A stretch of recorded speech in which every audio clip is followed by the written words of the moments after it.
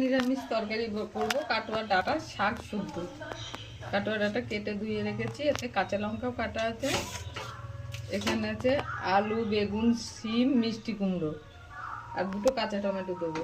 আর এই যে বড়ি ভাজতে দিয়েছি, বড়ি, তেজপাতা, শুকনো লঙ্কা দিয়ে দিয়েছি। এবার পাঁচফোড়ন দেবো একটু। এগুলো হয়ে গেছে ভাজা, এবার এই যে সবজিগুলো দিয়ে দেবো।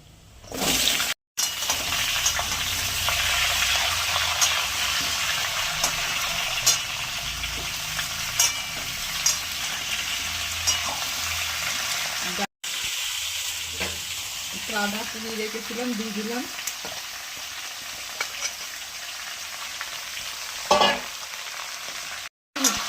তারপরে ডাঁটাগুলো দেবো।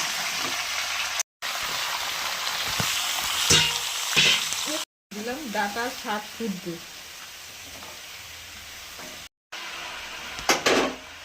কমে যাবে, এখনই ঢাকা দিয়ে দেবো। হলুদও দিয়ে দিলাম।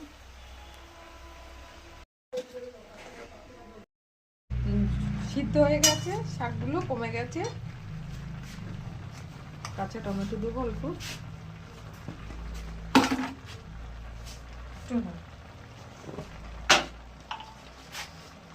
একটু চিনি দিলাম।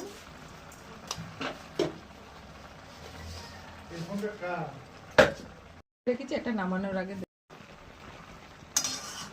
একটু ডাঁটাগুলো এখনো সিদ্ধ হয়নি, তার জন্য একটু গরম জল দিলাম আর একটু ঝোল ঝোল রাখবো।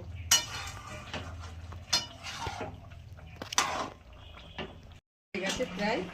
এবারে জিরে ভেজে রেখেছিলাম গুঁড়ো করে, এটা দিয়ে দিলাম আর একটু ফোটাবো।